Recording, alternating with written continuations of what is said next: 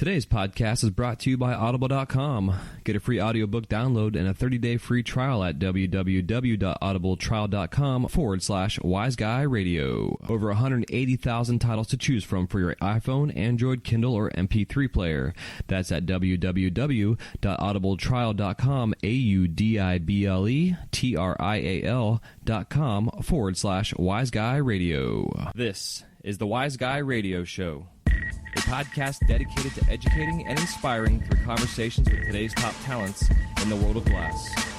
We will be dissecting their journeys in hopes to deliver actionable content that you, the artist, can start implementing now, helping you grow not only as a creative spirit, but also a successful artistic entrepreneur.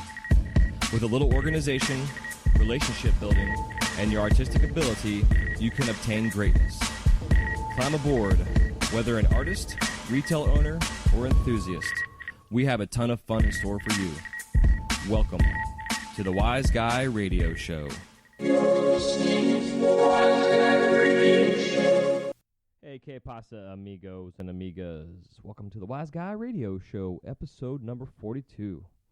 This is Jay Michael, your host, and I am here to educate, inspire, and entertain all you folks that are interested in glass, whether you're a glass artist, glass enthusiast, collector, retail owner, shop owner, or you're new to the show and have no idea what the hell I'm talking about.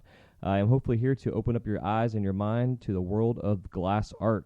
Whether you are a functional glass artist, a fuser, a soft glass furnace worker, working soft glass on the torch, making beads, fusing, slumping, etc.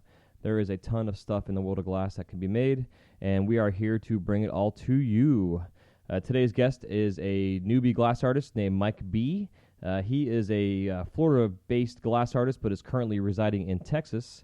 And I was kind of wanted to bring him on because I initially saw his work on Instagram, and him and I have been chit-chatting here and there because he is a Floridian-born kid. I saw his work and was pretty intrigued by it and was interested on how, being only on the torch for so long that he's been, that his glass is as clean as it is. So I thought I would bring him on and share his story for all you out there, just to kind of get some insight into the world of a new glass artist. Hopefully there's some things you guys can take from him and his story, his foundation, and who he learned from. And we kind of go all over the place. It was a fun conversation. It was actually a second take in the show, which you will hear in the beginning. I explain more about that. But him and I have a pretty good rapport. We've been chit-chatting here before and after the show since. And so it's always fun to, build relationships and share stories. And he in particular, being a younger kid, and I'm going to say kid because he's in his early 20s. Actually, I think he actually just turned 19, if I remember correctly.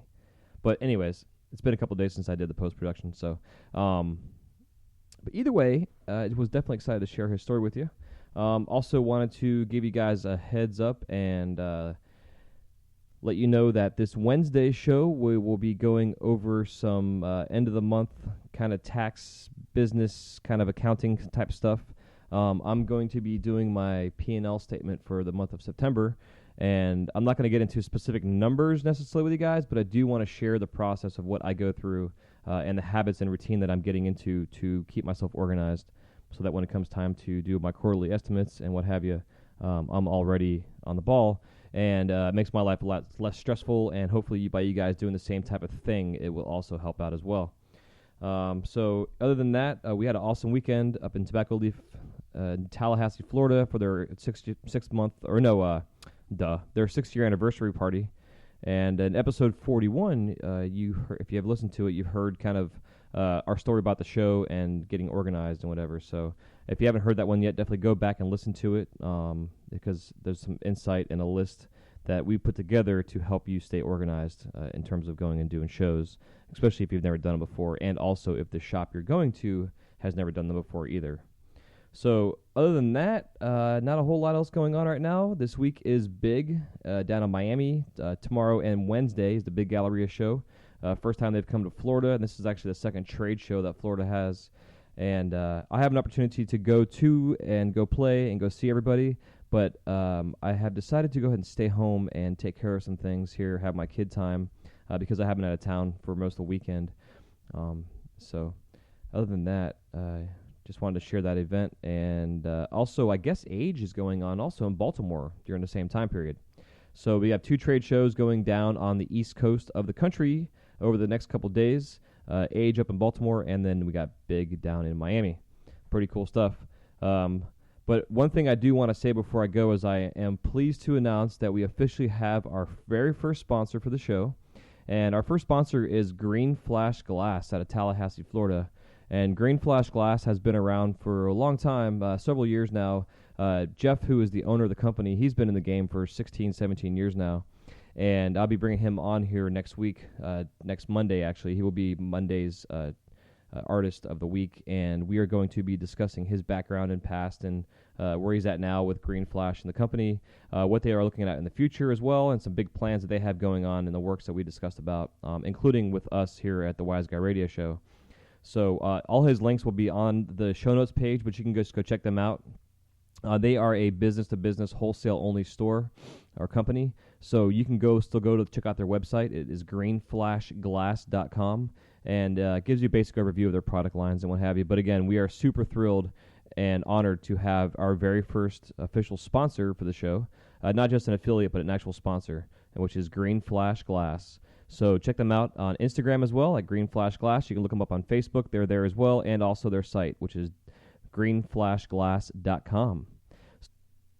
They will be in Miami this week at the Big Galleria show. They are going to be in booth 918. So anybody out there that's going to be going to the Big Galleria show, whether you're smoke shops or whatever, and you guys are checking this out here, this episode today, while you're down in Miami over the next couple of days, go check them out. Again, they're in booth 918. That's Green Flash Glass. So thank you all at Green Flash so much for helping me pay my bills with the show and support my time that I put into this. And any other glass artists, retail smoke shops, distributors, anything out there, anybody in this world of glass who wants to be a sponsor on the show, definitely hit me up at info@wiseguyradio.com. And we are now putting together all of our packages and stuff for sponsorships, especially for the artists that want to get their brand out there, whether a logo on the website and also newsletter. We have 5 outlets that is included in our sponsorship package for exposure for your company. And then just depending on the levels that you choose in terms of sponsorship levels will also depend on exposure there as well. But we are super excited to have a platform where we can help you guys expand your businesses, get seen and known, especially because this is a worldwide broadcasted show. I mean, literally. So whether you're listening to me in Korea, whether you're listening to me in Australia or Spain or Canada, I mean, anywhere in the world, opportunities are there to purchase glass from a lot of the American artists that I bring on. And I will be bringing on other artists that are glass artists from all over the world. I'm just kind of slowly getting together and getting all my list of artists that I want to be contacting. And anybody else out there that wants to suggest somebody or would like to be on the show as well, feel free to contact me. Again, my email is info@wiseguyradio.com, and that's WYZGUYradio.com. And also make sure you go to wiseguyradio.com and check out our newsletter and sign up for that. We have lots of exclusive content, and also in our informational area we have on the site, we are also adding all of our PDFs on there, including checklists and flyers and release waivers and stuff. So go there and to the website, and you can actually download the release waiver that we printed up and put out there for all you guys out there that are selling and sending functional glass in the mail. That way you can have this thing printed out and have it in your little box that makes whoever is receiving it aware that they are buying something that is intended for legal purposes. And other than that, hope you all have a beautiful week. We'll be back on Wednesday, and we will talk to you all soon. Happy Melton. Have a wise night, and we will be back soon. Enjoy the show. Love you guys.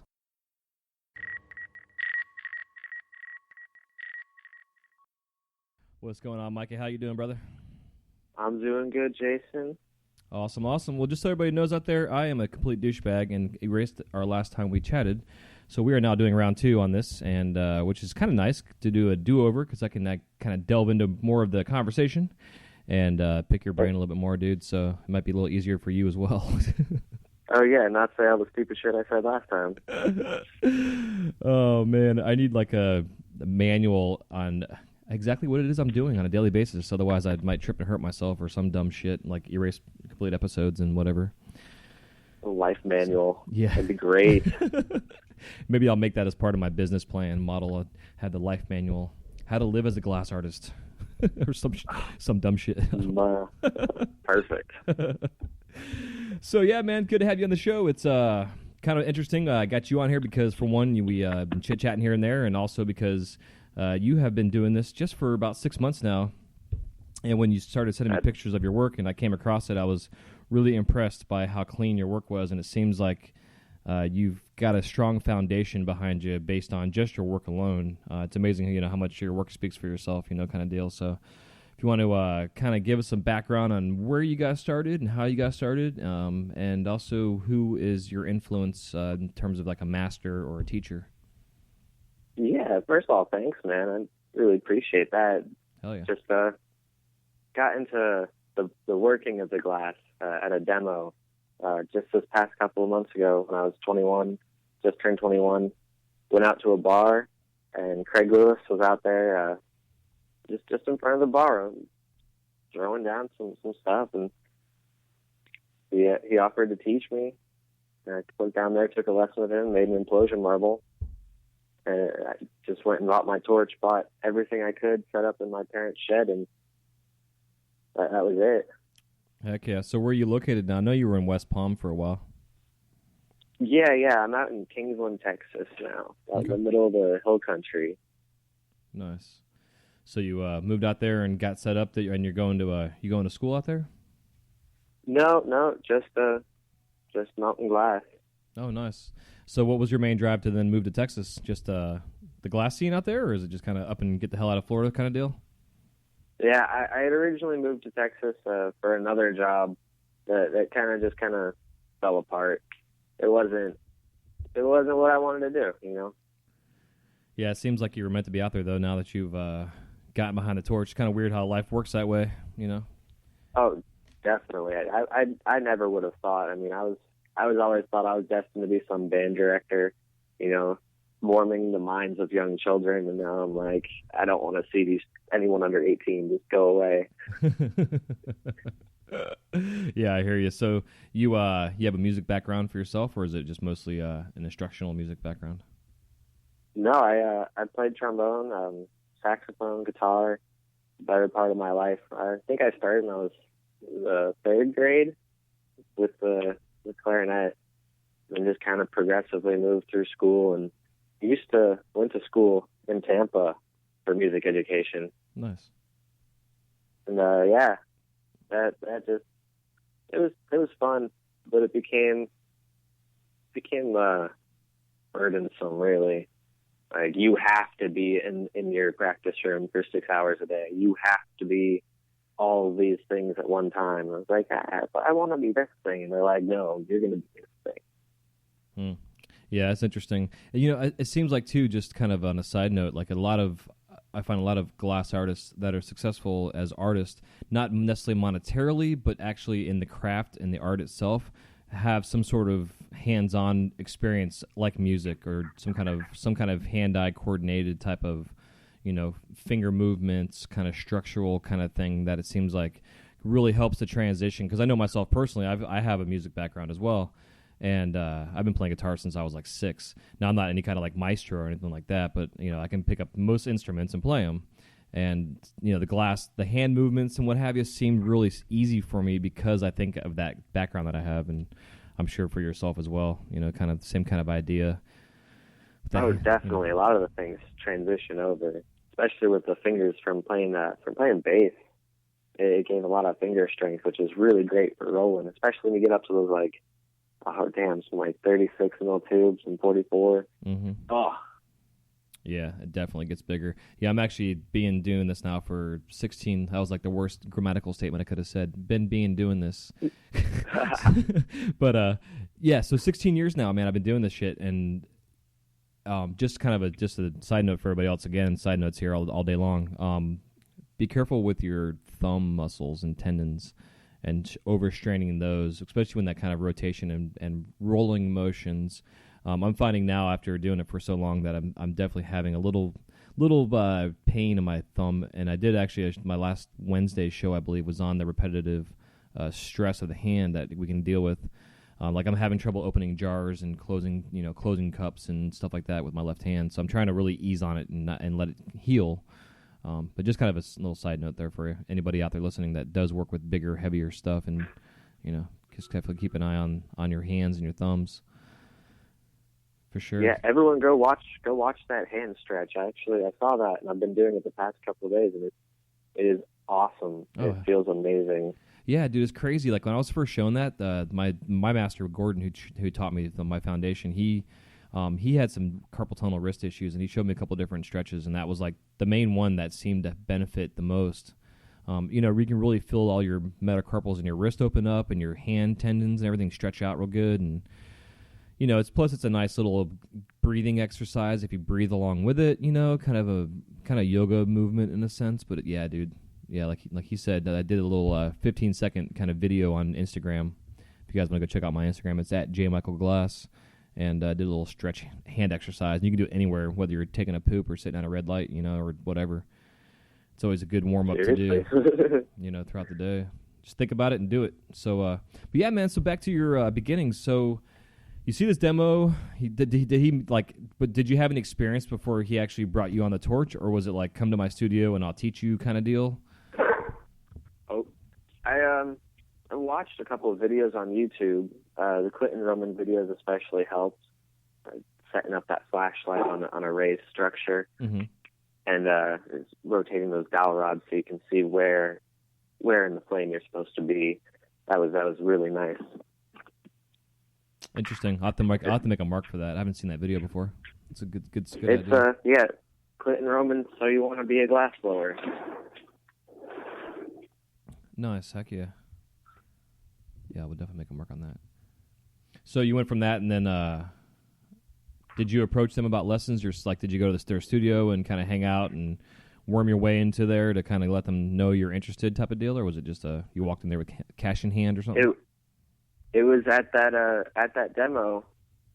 We had set up a day, and I just went down one day for an afternoon and hung out with them. And Craig took the afternoon off and showed me. He showed me, and he really instructed. It was probably the absolute best thing I could have done to start out with. He was such a wonderful teacher. It still is a wonderful teacher, I should say, for anyone that's in the Austin area that wants to blow glass. Definitely hit him up. He instructed me as if, how he wanted to learn it. Mm-hmm. And he never let me, get off of anything. And it was really constructive, and it molded a lot of the stuff that I do today. Yeah, it's important, man. It's especially for someone of that caliber to have the amount of time he has behind the torch, and also the teaching time that he's got too. It's like when I teach personally, and any classes that I've taken in general, the instruction is always like, do as I say and do as I do for like the first 3 months or 6 months or however long it takes. And then you start to kind of find your own way on how to do things, and you put your own signature into it in a sense, And but to have that structure from the very beginning, it's such a big deal, man. It's huge. So I'm happy to hear that, because again, I see it in your work. I mean, your work is for being on the torch for 6 months. It's like I would think that you've been doing this stuff for a couple of years. Like I know personally, like my implosions that I do some pretty nice ones. It's been a while since I've done them, but when I was first making them, and they were, even after 6 months, it looks, they were nothing like what you're doing. So round of applause for you, for sure. Thank you. Yeah, I attribute a lot of that to what Craig taught me, though. With that instruction or without it, I don't think I would have been felt comfortable to just go off on my own like that. But he really made sure that I knew at least, what to start with, and then to just build off of that. Heck yeah. Did he go over like a day of safety in the shop kind of deal as well? Oh yeah, the absolute first thing we did was to talk about safety. There's a lot of common sense things, shoes, which ones to wear and whatnot, where the fire extinguishers were. And then he focused in on a lot of things like the gas safety and eyewear. Definitely that was the most important thing. And then, the ventilation. That was probably tied for the most important thing. Yeah, that's huge. Yeah, it's like, it's always that whole idea of building your studio around your ventilation, just because it's so important, especially depending on with the size you have. You can kind of base your amount of volume need removed from the studio plus the air brought in based on square footage and all that kind of stuff. And I think OSHA actually has some information online, which I'm going to make a note for that right now, that gets into specifics on what they recommend for proper air out and air in. Because a lot of times I've seen and been in studios where you can feel the air getting brought out of the room, but there's not enough being brought back into the room, so like you have this weird oxygen lack of, per se, in the studio where you don't really feel too good because you're not having enough air coming in. Like I know a lot of vents, I've seen, like hoods for restaurants, will have like an actual extra shell around it that's got a basically like an empty space that brings air in, so you can have that extra fresh air coming in. So it sucks right out of the freaking hood itself, but it's still drawing air from that instead of also drawing from everywhere else around the room. Just kind of a weird thing, but it makes a big difference. Because you can literally suck the air out of the room. Which I guess I'm fortunate enough. I don't know that experience. I haven't felt that yet. I guess all the places I've been in have been pretty well done. Yeah. It's important, absolutely, because you can always tell when you walk into a studio, and you can tell if it's gassy or not. You can kind of smell the off gas from the torch, or the glass even. Has a smell to it sometimes. Right. Oh yeah. Yeah, it's weird stuff. So when you got started, was the implosion kind of pendant idea was like the very beginnings of getting you started to kind of show you the techniques and get you used to the torch and stuff? Yeah, he just showed me a simple 6-dot implosion marble, probably the size of a dime. I actually still have it. I stuck it on a pipe. Nice. that I kept. It's displayed somewhere. But that was it. Just this little marble, and then he showed me how to make one, and then I made one with him watching, and then we both made one at the same time. And, I could watch and look over and see what he was doing, and he looked over and would instruct me, like, I'll put a little bit more oxy in the flame, pull it out a little bit, and press now. It was great. Heck yeah. Did he recommend, like, specific colors that work better than others for doing implosions? No, but we used Mega Mai Tai, and he showed me how that worked with flame striking it, and it changed the coloration. It was awesome. Yeah, it's fun stuff. And then after that, I just kind of guessed, picked out colors that I thought would look good. A lot of them at first didn't look good. Yeah, I always find like cadmium colors, like the crayons and stuff, they're not always the best to use, just because of the boiling situations you get into. Even if it's encased in clear and you're working like a really soft, nice flame, it doesn't really matter sometimes. So those colors are kind of weird. Like I've seen some nice dot patterns done with, you can do it. It just takes a lot more, I guess, more slow patience-wise to. Oh yeah, patience. Hell yeah, and you're working all of those on at first on a solid rod. I guess I'm taking it like solid implosions. At first, yeah, I didn't start working hollow anything until a couple months in, at least 3 or 4 months in. Heck yeah! And what kind of torch did you end up getting? I got my Red Max with the Mega Miner top fire. Okay, yep. Later on, I had to get my Smith Little hand torch to go along with that as well. Heck yeah, it's crucial. It was a game changer. Yeah, man, it took me like 14 years, I think, to get one of them bad boys. Oh, wow. Like, I've always had a hand torch in the studio of some sort, usually like a national, 3A with like a 5-hole or some shit. But, yeah, definitely nice to have the jeweler's little tiny hand torches and then have all the variations of different tips you can get, the Hornet tips and what have you to go along with it. It's pretty cool. It's good stuff. Oh, yeah, I've got my eyes on the Shubba Whisper tip. Nice, hell yeah. Nice little plug there for Shubba. So after the pendants and stuff, did you get when you got into the hollow form, implosions, did you then transfer into more of the functional art and what have you? I wouldn't call the functional stuff that I do art. I mostly just do clear, little chillums and spoons that are. It's a what do you want to call them? China beater shit, I guess. Mm-hmm. Yep. Just the simple stuff to just kind of sell off, and that pays for the color for me to do the implosion stuff that I do. Heck yeah, yeah, it's important, man. When you're starting off doing that, to have a a bread and butter line like that, you know, like you're saying, like the China Killer stuff that you can go to a shop and you can actually sell it for a cheaper, not cheaper price per se than the Chinese shit, because you don't want to really do that, but you can still sell them a quality made, American made product at a really affordable price. They can then take that and sell it and be a good right. Yeah, I mean, I can out here. I can pretty much match their wholesale prices from their distributors. Mm-hmm. They got jacked up pretty high for some odd reason out here. Interesting. It's like the Chinese stuff all of a sudden became popular and the prices went up or some shit.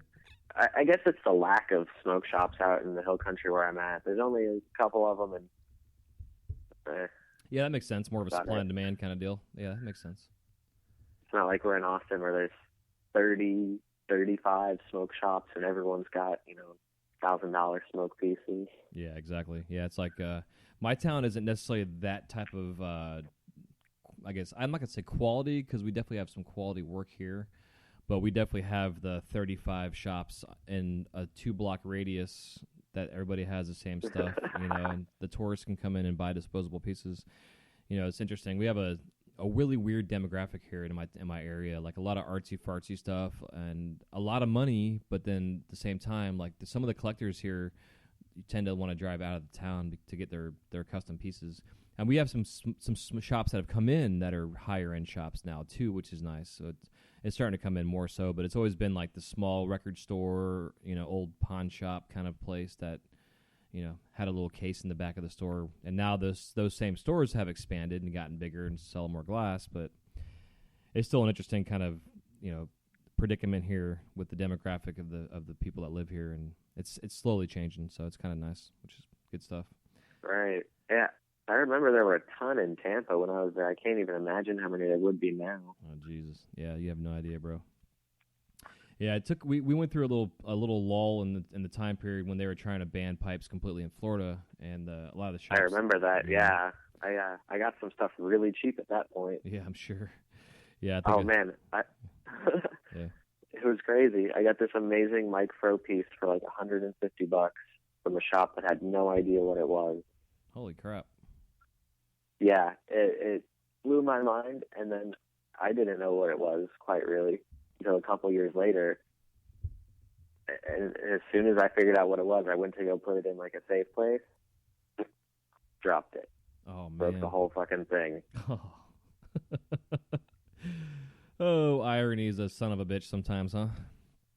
I cried for a good few hours after that. It was just like, yeah. Why? That sucks. Well, now you're in the industry, and maybe one day you'll run into Mike Fro, and you can collab with him and get your piece back, but get one even better. Yeah, Mike Fro, if you're listening to this, yeah, let's do it. Hell yeah. I'll come to you. I'll send him a DM with the link to the show so he can hear it right to himself. It's funny, dude. So, yeah, man, so in your work now that you're doing, speaking of Mike Fro, like, do you have influences in your work and, inspiring-wise, and kind of where you want to kind of head towards in your game and where you want to be? Yeah. Oh, yeah. There's a few. Adam Reitz, John Williams, Yush, Steve H. Those are the guys that I just really could look up to as what I would say I want to be. Heck yeah. What I want to be when I grow up. Exactly. Yeah, it was cool seeing Yusheen winning the Pipe Classic this past week as well. Yeah, he came down for the Armadillo Art Class Initiative. I'm going to plug that for a second. It's this huge thing they do in Austin down at St. Elmo's Fire Glass Studio. And it benefits Meals on Wheels in Austin. And, oh, man. But, yeah, Yusheen came down there, and he made the Sherlock that was blue and yellow, just beauty. Heck yeah. Easily my favorite piece of the whole weekend. If I had I don't even remember how much it went for, but I did not have that much money at the time. Yeah, man, it's fun. I like, it's guys like Yusheen when they really find their niche and their style-wise, in the community, and you can you can spot their work anywhere now. It's like, it's like Mike Luna and his dragons. Like there's a lot of guys doing dragons, but you can see Mike Luna's dragons out there, and you're like, oh, that's a Mike Luna dragon. Like you totally know. But yeah, man, it's cool. So yeah, that's why I was kind of curious because being so young in the industry, but also young, as a person and human in general, it's cool to be growing up in this community and in the industry and as a glass artist in general, and to have these just exuberant amount of incredible artists that are out there now that have found their medium being glass, that now you can, find your expression, but also find influences that are helping you find your expression too. It's pretty badass. I like it a lot. Oh yeah, I definitely am coming up in the second generation coming of the glass definitely coming up in like the second coming of the glass stuff. Back in the when it all started was like the first coming up of it, right? Mm-hmm. I hope I'm not talking out my ass because I'm so young and I don't know all this shit. Oh, that's cool, man. I'll correct you if you need to be. It's just what I'd imagine. It was big, and then kind of, and then it's just gonna get, it's just going up from here. And yeah. It's like when I first started, it was kind of a more on the tour, Fish Tour, Dead Tour, Widespread Panic, like the whole jam band, kind of tour thing where glass was pretty prevalent in the scene. And then it started kind of weeding off, and they would have excess glass, and then I guess all this glass would go to like Chameleon or whoever was out there as distributors, and then those guys are driving all over the country, from shop to shop, selling all this stuff that was leftovers. But then people were like, oh, what the hell is this? Like myself included. And I was just completely intrigued by seeing these glass pipes, and being a consumer myself at the time when I was like 19, 20 years old, buying my first piece of glass, which was a Chameleon color-changing little peanut. I think I paid like $65 for it. Where nowadays you can go to any shop and probably pay like $30 for it, type of thing. But, back then nobody knew what the fuck it was. But I guess even nowadays it depends on who makes it. I mean, you could pay $600 for this for this thing. Who knows? But, yeah, man, it's definitely had its ebbs and flows. Once Operation Pipe Dreams came in, when the industry was really growing and the internet was kind of growing, everybody was like, oh, this internet thing. And the internet was so new just in general for everybody out there, between the porn industry and people that were marketing and selling stuff, like they weren't really sure how to regulate it. And then all of a sudden, concerned mom, senator, whoever the hell she was, gets a hair up her ass. And the next thing you know, there's this big thing going down, and everybody's freaking out. And, none of us knew what the hell we were going to do or if this even was going to last anymore. And we all went way underground, but it was still like, I think a lot of us, not everybody, but a lot of us still had that production mentality, where like we got to make 100 fucking pieces a week to feed our kids, kind of deal. Where now it's like when you start off, you should be doing that to really learn the material and the medium and get your foot in the door and really learn what you're doing. And then you get to a certain point where you can start getting your name out there and getting your product line going and really fine tune where you want to go with it. And then you can really find your place in the industry. But like, man, when I was first doing the show, I was asking guys like, where do you see this industry going in 5 years? And they were like, 5 years ago, I didn't see it going where it is now. So it's like I stopped asking that question because it's like nobody knows where the hell it's going to go. It's incredible to see. I can't even imagine if cannabis becomes legally federally, everywhere. It's gonna change everything. But we're going to see, man, this presidential election coming up, they've been asking questions about, the big topic of last time. The question that they asked them was about the marijuana laws, and 9 out of 10 of the candidates, whatever, they all said they would let the states choose their own laws, and they wouldn't, barge the doors down and enforce the federal, amendments that are out there. So it's kind of curious to see what's going to happen, dude. It's man, who knows? Next year we could all be, I don't know. I don't even want to guess. I don't want to think about the options. I mean, I saw a picture on Facebook that was deadly terrifying of what the options might be. Right. Sometimes so just not think about that for now. Yeah. Worry about it when we go to vote, which everyone should do, even if you're lazy and absentee ballot like I do. Hey, man, it's better than nothing. I think today, the day that we're recording this is actually National Registration Get Out the Vote Day type of deal. So, yeah, definitely. For those out there, I know in a sense it's all horse shit and rigged and whatever else, but at the same time, I still like to get my name out there and pick my side in a sense.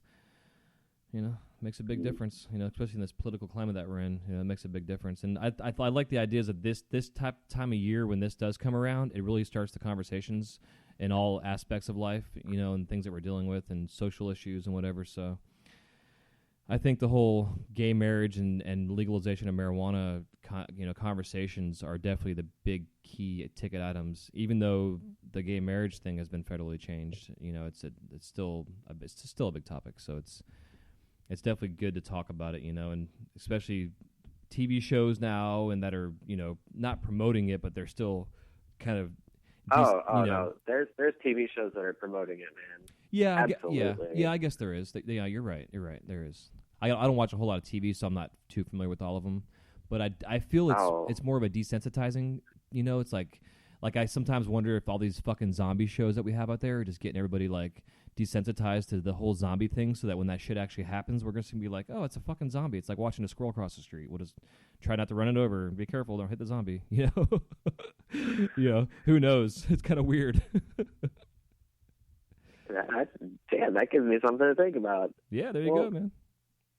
All right. Yeah, you never know. You never know. So we've gone completely off topic, but that's all right. That's what the show's all about, way man. Out there.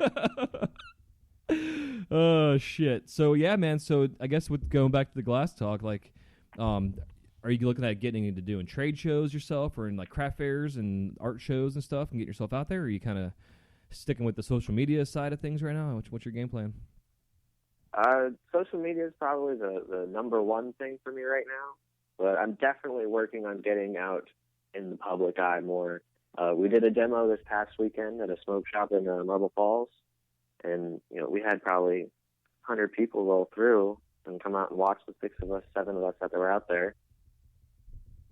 And I really want to get into doing more festivals and stuff. I set a goal in my mind that within the first 2 years, at least, I would like to do one of the major shows, even if it's just like a part of someone's like booth that they're just like, hey kid, yeah, throw a couple shit down, you know? Yeah, man. Yeah, absolutely. You got to set a goal somewhere, and that's where it's at. Do you have any other artists around your area that you work with, ever? Not in the direct area, Marble Falls, and then where I'm at, kind of a lull. Whenever I can get into Austin, though, tons of people in Austin, man. I mean, you probably know it's the hub of it's the hub of Texas glass, really. Yeah, man. It seems like Austin, Texas, is a hub for a lot of cool shit going on. You know, it's an interesting place for the product. I mean, like the entire baller section studio down there. Just every single one of those guys is one of the top glass blowers that I could think of and name off. Yeah, it's a weird thing to just be like, wow, that exists right down the street. Like whenever I go to my glass supply, their shop is right across the parking lot. I'll like look and be like, oh shit, there's Salt getting out of the car, gonna go crush something out for $10,000. Just a normal day. Yeah, exactly. Yeah, man, he's a great what's the word I'm looking for? I guess a great example on how you can take a talent and be creative and have this really cool idea and concept and philosophy for what you do and make a name for yourself and kill it. I mean, like, oh yeah, I destroy it. Yeah, like he's so smart as a teacher, educating the community on how to market yourself. I mean, just alone having an Instagram page that's, Salt POD, and he's doing his Pendant of a Day auctions, and it's amazing to see the number of pieces that he cranks out, how much he's getting for it on a daily basis, and the fact that he's also very charitable, which is one of the biggest things with this community that I love, is how charitable this community really is, Right. His studio is the one that hosts the Armadillo Art Class Initiative. Right. Yeah. It's the absolute definition of charity.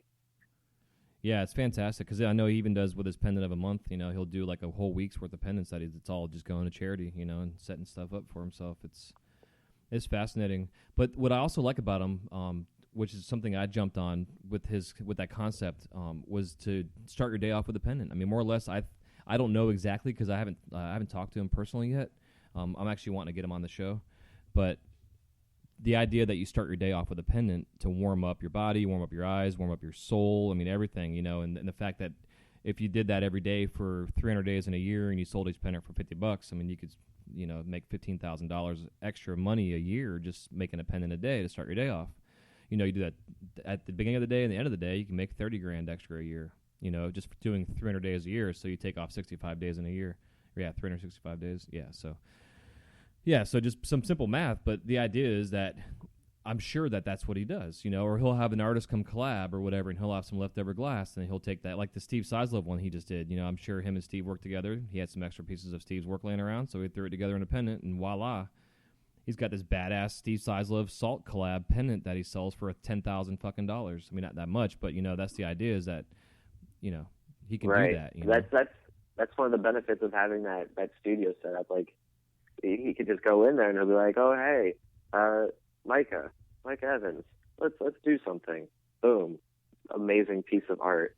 Or him and Rude Boy or Spliffy Steve. They can just throw anything together and it's going to be amazing, whatever it is. Yeah, it's pretty cool. It's like with my studio that we have now with my brother and his buddy Eli, who's becoming a friend of mine now as well. And Eli's been about 2 years into this. And then my buddy Chad. And, Chad's in the middle of kind of redeveloping his self as an artist. So to have me in there, the old dog, and then my brother, who's been doing this now for about 5 years, and then Eli, who's newer, doing this for 2 years, we're all influencing Chad now to really find his way to where he wants to go in this whole thing. And it's the whole concept of kind of this brotherhood, unity, kind of feeding off each other concept. I mean, it's such a big deal. Like I've worked for myself in my own studio for almost my entire career. I've shared studio space here and there with other artists, but I've always gone back to my cave in a sense. And man, I tell you, I couldn't be happier now to be in the middle of a space with these guys, to be feeding off each other and developing and growing, and bouncing ideas off each other and collabing. And I mean, we've already all done collabs together, the whole 9 yards. We've only been in there now 2 months, as we've been doing this process. But even just to be able to go to a studio and see that happen, like you're saying, to be able to have access to go see these guys working together and how people interact and become creative together, it's such a huge foundational thing at your age, like I've said earlier, at your age as a human, but also as your glass age in a sense too. It's phenomenal. It's such I'm happy for you that you're in the situation that you're in, and you also seem to have a head on your shoulders and a biggest business acumen that you have this awesome direction to go in, dude. So again, I applaud you for where you're at, because you just got to, I think your story and where you're at will help influence and inspire other guys and girls that are in your same kind of area where they're just new into this. They're figuring this shit out, So it's... Yeah, as long as they remember to just have patience and persevere. Those were the two things that I was told first and foremost. Be patient and don't give it up. Yeah, absolutely. Well said, my young Jedi. Oh man, so nice. Yes, sir. So yeah, dude. So I guess in that sense, in terms of business stuff, how are you setting yourself up business wise? I have an Etsy shop. It's etsy.com/indicative glass. It's INDICATIVEGLASS. Nice. Yeah. I sell just the pendants through there, since they've got a rule against paraphernalia, I guess, and I don't want to rock their boat. So if you want a pipe of mine, they're in shops, or contact me directly about that kind of stuff. But Etsy, family friendly. You can send it to your grandma. I've sent it to my aunts and my mom's friends and whatnot. It's all good for that. Yeah, dude. So how do you keep track of your sales and stuff? Do you have a generic book that you're using, or do you use any kind of online accounting or programs or anything? The last time we spoke, I had just had a paper document stuff, but upon our last conversation, you made me realize that it'd probably be good to have both. So I've been slowly working on getting it transferred onto my computer as well, just so I can have, double records. Yeah, it's huge. And it also, I like, because I'm a very tactile person, so I enjoy writing it down on paper. But just the whole idea of having a backup, and also the way computers work, it's nice to have them calculate shit for you yourself. And then also, like, a year from now, you can see where you were this year compared to last year and have, like, a little graph chart set up or whatever. So it's easy to see what you did last year. It helps you to set up budgets. It helps you forecast sales, all that stuff. And it also can show you, too, that you're growing as an artist, and what you're doing. Yeah, it definitely helps keep track, especially with the writing it down. Yeah, I can do it. I know what I'm writing it down. But the computer programs, just even a simple Excel program, it can type in the numbers and it'll calculate the differences for me, and it's just so simple. Yeah, it is. Do you have an accountant or anything that you use, or do you do all your tax and stuff for yourself? I mean, I know you're you're 6 months into this, so it's kind of a new thing. But how you going about that? Yeah, my accountant is my father. Nice. He actually has he has an accounting degree, I guess. That's what he went to school for. And he just kind of does it for us now. He's retired. Heck yeah. Does he focus on small business type stuff, or is it just all around? Well, he owned his own small business. I guess he currently still does own it. But medical software and billing. But he just does the accounting little thing just for us on the side, I guess. Hell yeah. Yeah, it's nice to have that in the family. I'm sure he was also an influence in that area, too, with the business side of things for you. Yeah, I ask him questions before I do things, mostly. I learned a long time ago that he has the right answers. It's because he's been there. Yeah, it's one of those things that's hard to learn when your parents tell you one thing and they're like, you'll understand in 10 years from now what I'm saying to you right now. So, yeah. I definitely 10 years later, and I'm like, I understand. I get it now. Yep. Yeah, I deal with that with my 16-year-old right now. I'm like, you'll understand. Just give it some time. It'll sink in. That's so funny. Hey, dude, can you give me 2 seconds? I got All right, I'm back. Awesome.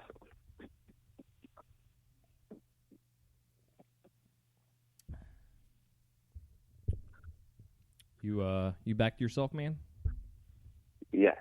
Wait, what? All right. We are live. Oh, fuck. It's been an early morning. Forgive me. Yeah, man. I'm up at 5:30, I guess, to get my kids to school on time. That's about right. 5:30. Yeah, I'm actually trying to keep that routine going so I can get up early and get to the shop on time and be done by 1 or 2 in the afternoon and have a full day. Yeah, I'm liking it up here, getting up early, and then I've started to get accustomed to staying up a little bit later. So I'm going to do a morning shift, so from 5:30, 6 o'clock till about noon.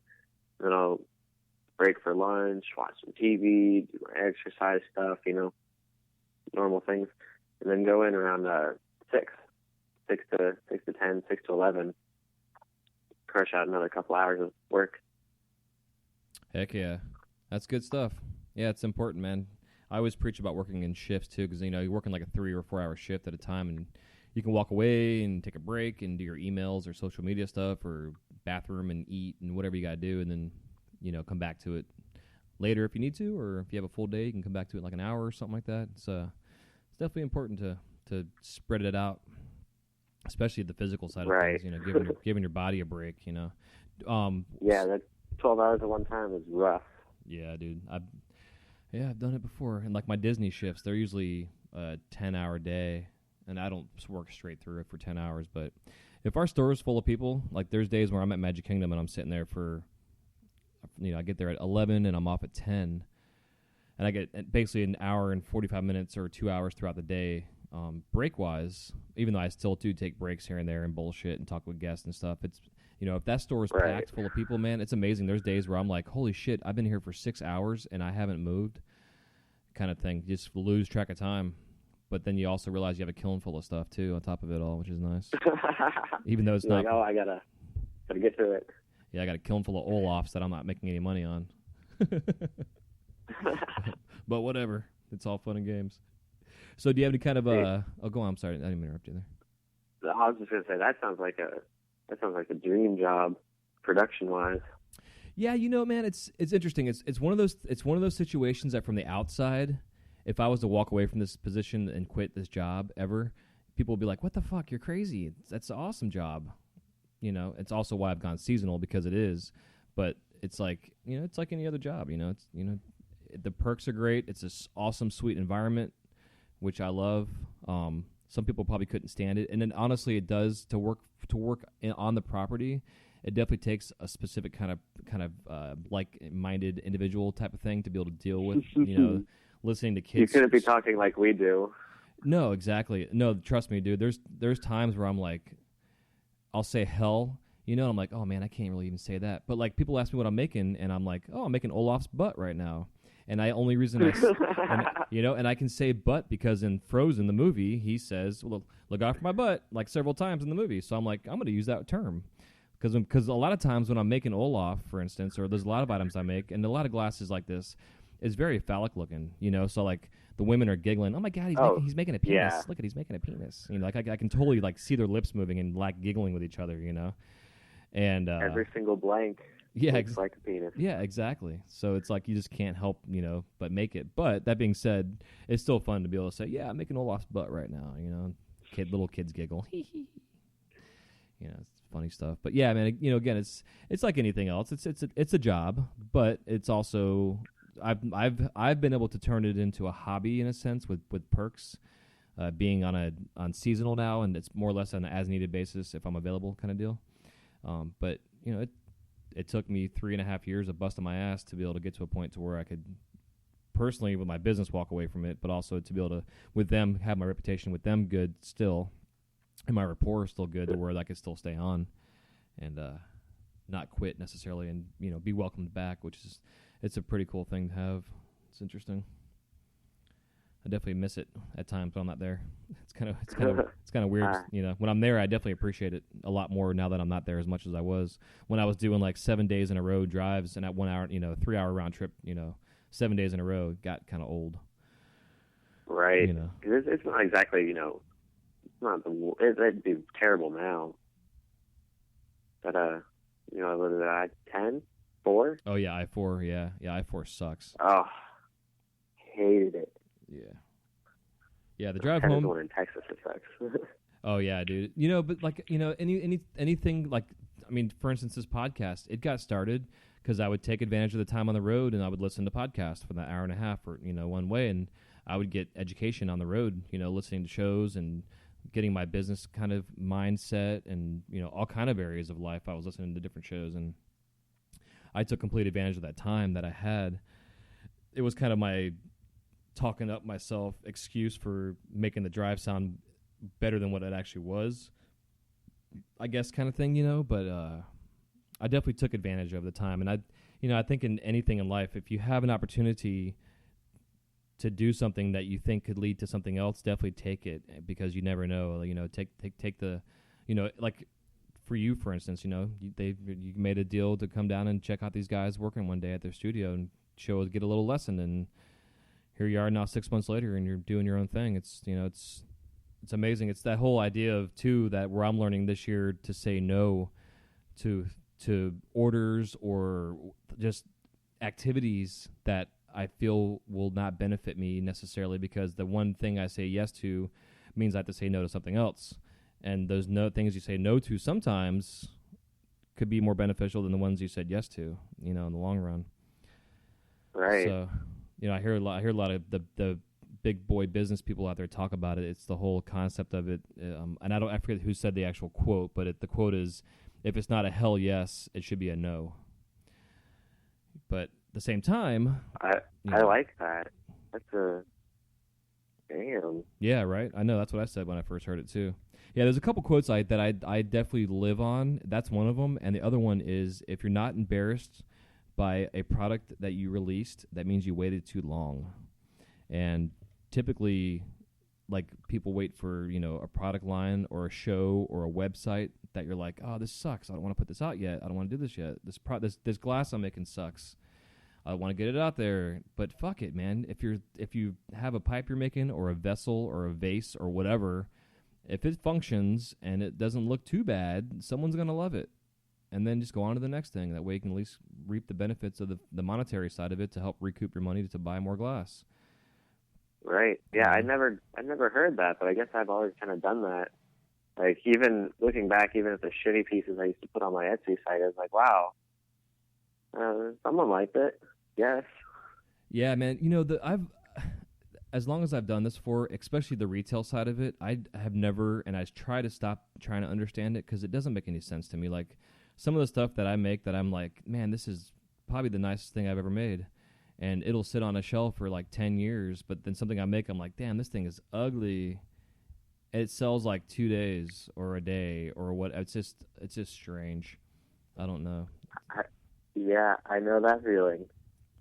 So, yeah, I guess the whole lesson learned there is just if you make something and it doesn't have a crack in it and it looks nice, it's kind of nice, just get rid of it and sell it. Somebody will love it. Oh, yeah. I have that's where my pendants come in. I don't keep anything that I make except for the ones that have the big fucking cracks in the middle of them. Those are for me. It reminds me, too, another little thing here. I'm doing a demo this weekend, and I have a couple clogged ports on my Carlisle, so like it looks like kind of crazy right now with the flame. And yeah. I can't unclog them. Like, I don't know if it's what the hell happened, but I got to get clean. So anyways, I'm about to go do this demo with like 10 other glass artists, and I'm sure they're all running GTTs and newer shit, and I'm in there with my 13-year-old Carlisle with some clogged holes in it. She still cranks away and makes a lot of beautiful stuff, but it's gonna be interesting showing up with this whole thing. It'll be awesome. No, I like the big. It's like a nice grouping of torches. You can see all the different ones at demos. It's really nice.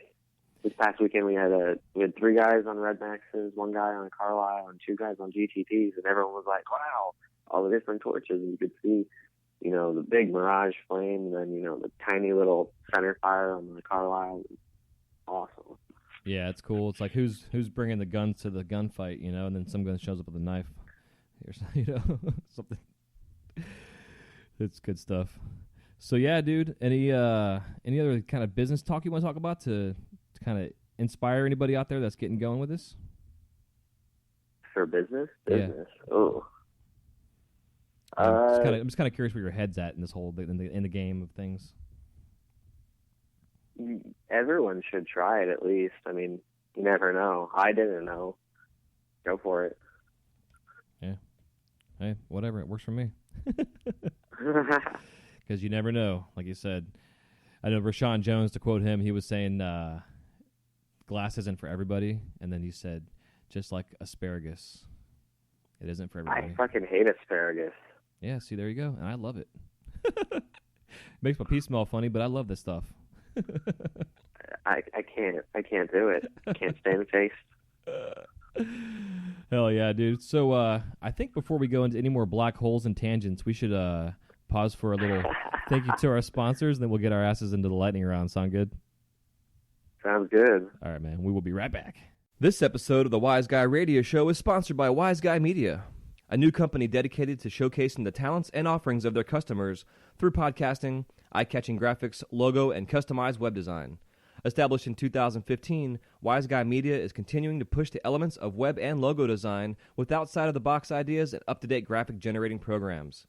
Whether you want to launch your own podcast, need a website, or a new logo for your brand, they have all your needs covered to promote yourself and get your brand recognized in your industry. To see what they've been up to, check out www.wiseguyradio.com. That's WYZGUYRADIO.com. All right, so now we are in the lightning round, man. And the lightning round consists of a half dozen or so questions with about 30 to 60-second answers from yourself, if you'd like, and you can expand upon them as usual, like we do with everything else and this entire interview we've had, which has been a ton of fun. So, are you prepared for the lightning round, man? Yeah, sure, why not? All right, let's do it. So, if you could work with any living glass artist that you have not worked with yet, who is it and why? J-Mac. I would love to make an implodable spore type I don't even know what the concept is yet, but J-Mass. Heck yeah. What are your top 5 favorite colors in glass? Top 5. I'm going to go with Jamboree. Glass acumen is great color. Great color. Really Tealy. Gotta give some love to that. Blue cheese has become a new favorite as of last night. It is delicious, as the name suggests. Let's see. Loki's lipstick is nice. It just makes me think of Alien Tech, which kind of makes me sad, though. And I'm going to go with Alien Tech because it's gone and it makes me sad. Yeah. Heck yeah. So what's your worst injury you've had in the glass studio in the short time you've been in there? Just this morning, I dropped a 20 mil rod on my foot and cut a part of my toe open. Nice. Were you wearing flip-flops or something? I had not actually gone out to work, and yes, I was wearing flip-flops. I was really upset at myself for that. Yeah, I wear flip-flops in the studio, dude. I can't tell you how many times I burn my feet. It's Florida. You have to wear flip-flops. Yeah. That's why I do it over here. A lot of the time, people look at me funny, like, don't wear flip-flops. Well, where's your boots? I'm like, it's hot. Yeah, Flip-flops. Yeah, exactly. A lot of times I'm barefoot, and I got a nice little squishy mat that I stand on. But yeah, squishy mat. Yeah. Squishy mat is great. Yeah, it helps my back out. But yeah, it's still not very intelligent on my part to pick glass. Even though I've got calluses on my feet like a fucking sneaker, so I don't really feel it too much. No, man. You know, but still. Fox fan doesn't wear shoes at all. He walks around barefoot, fucking on the gravel. That man is like stone feet. Oh yeah, him and I would get along just fine. So, in the studio, do you watch TV, listen to radio, or do you do both? Recently got into the satellite radio. I need to get a TV out there. The more I see people that have TVs in their studios, I'm like, why the fuck don't I? You know? And then I remember, I have to buy a TV for that. Yeah, I use my iPad. I got a little iPad kind of telescoping arm kind of holder gimmick that allows me to have it away from myself and away from its flame and heat and stuff, but I can still position it to have it in the corner of my eye. I do recommend, though, that if people that do have TVs or are interested in doing it, I usually watch things that I can listen to. Like I've subscribed to the WWE Network. I'm an old wrestling fan, and so I catch up on like old wrestling shit and stuff. And a lot of it, I like the commentary for it, more or less, not necessarily the action that's going on the screen. So a lot of it I just listen to. Or I'll watch like old movies or TV shows that I have already seen 1,000 times that I can just listen to it and visualize it in my head as I'm working. But in terms of what not get too distracted by it. Yeah, exactly. But with what you're doing, like doing the dots and stuff, I mean, it's like it's really focused. But for me personally, it depends on what mood I'm in and what I'm doing. If it's just monotonous bullshit, then I'm just doing some cheap, whatever quick production. I'll throw a couple TV shows on or watch a documentary or something like that. But if I'm like getting in a creative, super focused mindset, then I definitely will put on some tunes. Or sometimes I'll have silence and not have anything at all. It's kind of interesting. No, I can't do the silence. The fan, the AC, no. That drives me crazy. Yeah, I hear you, dude, for sure. I guess for the last and final question, then, if you were on an island, whether deserted or a resort, it's your island, so you make it how you want to make it. And there was a glass studio there, and all the studio provided was a torch, a couple of things of gas, and a kiln. What 5 items would you bring? Oh, okay. Gonna go with my reamer, pair of tweezers, hand torch, a paddle, and my glasses. Sweet.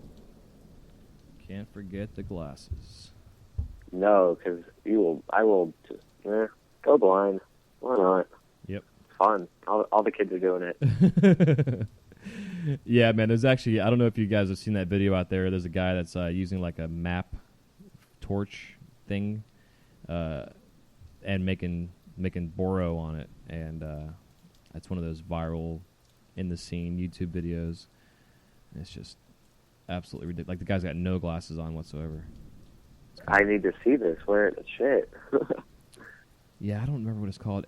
I know Torch Talk, the group. They sometimes people will post some funny aspect videos on there that they found, kind of making fun of it because I guess this guy's got a couple videos out there that he's done that are him working on these torches with no glasses on at all, and it's like, holy Jesus, what the hell's this guy doing? That's ridiculous.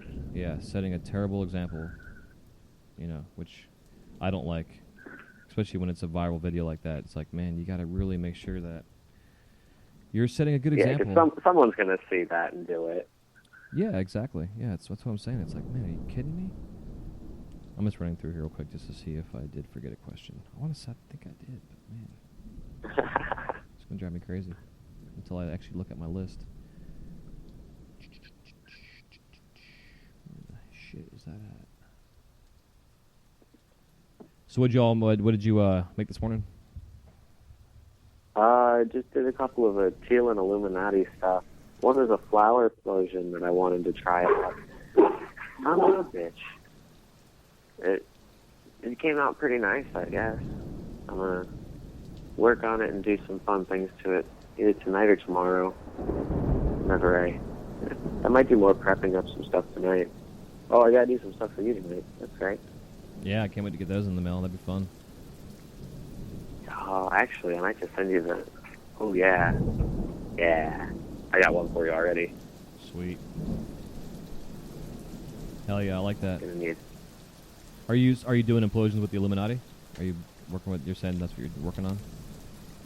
Yeah, not a whole lot of it. It's mostly the color, and then the Illuminati is just a little here and there as an accent. Or sometimes...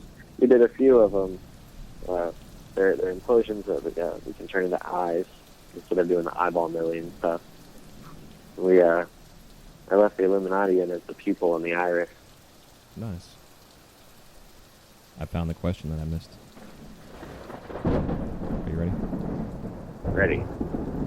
If you could describe the sound of glass cracking in one word, what is it? Oh, man. My friend has a electric buzz zapper. It is the exact same sound, like a frying insect. Interesting. Hell yeah. I like descriptive, answers for this. I like the one-word answers. Like I've gotten fucked a couple times now, which is I dig too. But yeah, I like the different sounds that you can describe. Oh, there's so many. Yeah, it sucks.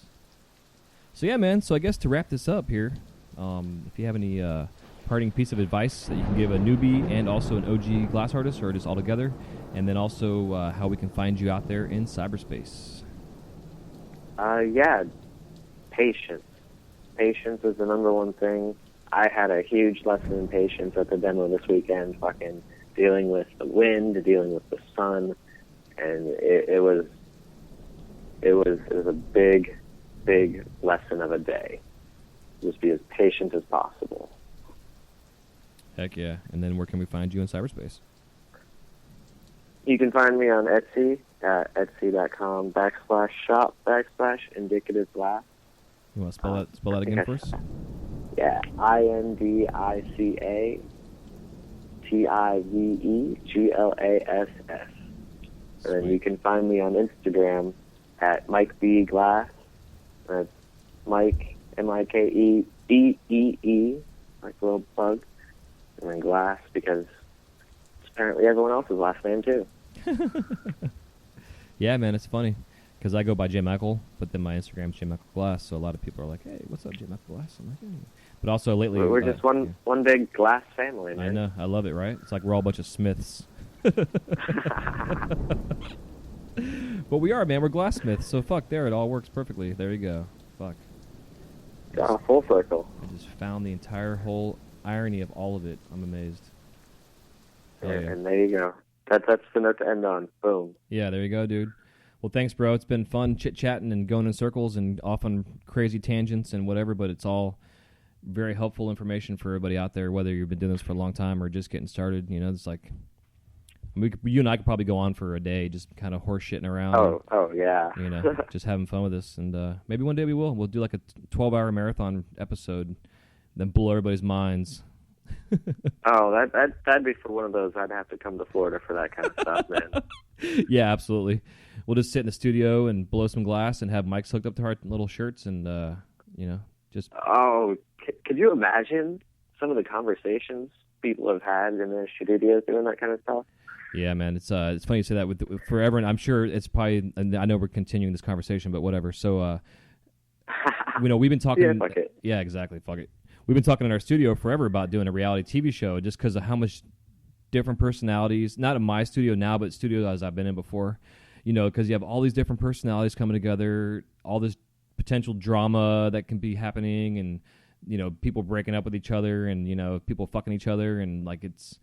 You know, in good ways and bad ways, and you know, it's interesting to kind of have the whole idea. And I've been using Periscope a lot lately, and I've just been setting it up in the studio. And a lot of business people that use Periscope will actually talk to their audience and ask questions and get feedback and stuff. And I just give like a real basic intro and then just set the camera up on my phone up on my thing with my glasses over it to block out the sulfur shit, and so people can actually see what we're doing. But it's made me think about putting like some different cameras in each space for, you know, we could all film and go in between camera shots and really do like a interesting reality TV show of some kind of sorts. Because like you're saying, man, some of the shit that we talk about in studios, I don't even know if it's even actually good for public. No, I would say it would be a while before that can happen. Definitely, there's a lot of stuff that goes on in the studios that it can't be seen by the public quite yet. Yeah, totally. You know, I was watching, you know, Kurt B that does the honey bears and stuff. He did for a while. Kurt B Instagramming. Yes.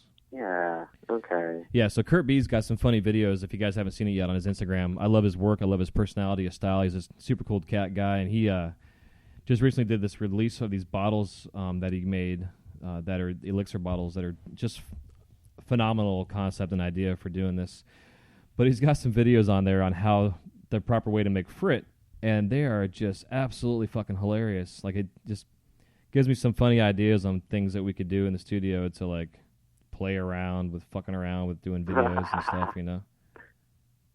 Oh, I know a few guys were talking about getting drones that could just fly through and just like give you a real quick view of what goes on.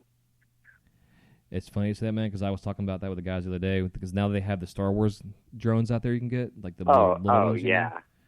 I don't know if the giant Lennon Falcon one, man. You get go big or go home on that. Yeah, exactly, dude. That's what I'm saying. It's like, fuck, man. You could put a high definition camera on that thing. Like my son and I saw him at Sports Authority. It was $125 for this 4-prop drone that came with a high definition camera, a video camera on there, and I was like, $125. I'm gonna buy 2 of these things and have battles out in the street.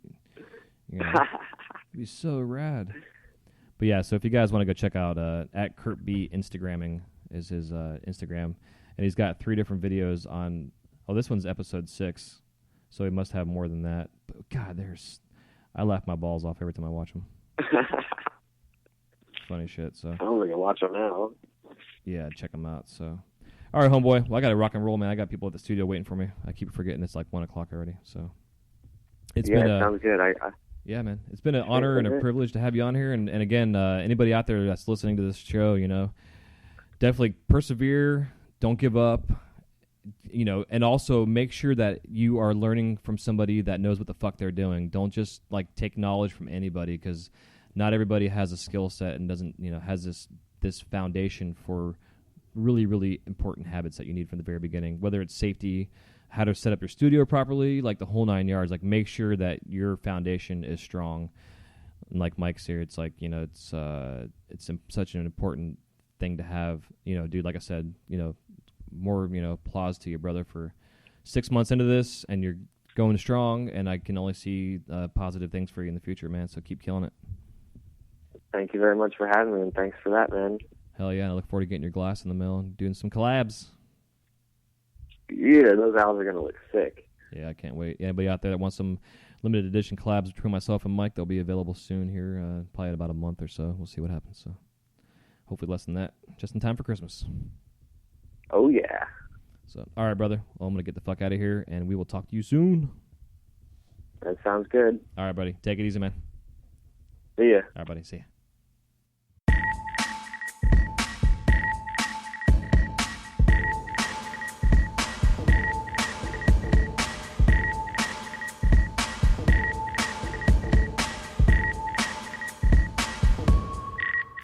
Thank you guys so much for listening to this episode of the Wise Guy Radio Show. If you have any questions, comments, or remarks, please leave them in the show notes page area where it says comments. We'll see you soon. Have a wise night.